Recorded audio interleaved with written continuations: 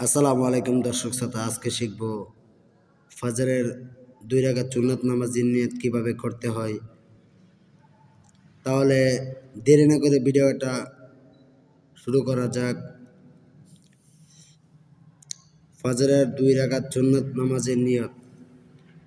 নাওয়াইতু আন উসাল্লি লিল্লাহি তাআলা রাকাআতাই সালাতিল ফজর সুন্নাতে রাসূলুল্লাহি তাআলা মুতাওয়াজ্জিহান ইলা জিহতিল কাবাতিশ শরীফাতি। আল্লাহু আকবার। বন্ধুগণ, এখানে বাংলা দিয়েও নিয়তটা লেখা আছে। যারা আরবি পড়তে অসুবিধা হয় তারা বাংলা দিয়ে পড়ে নেবেন। নিয়তটা উচ্চারণ বলে লেখা আছে।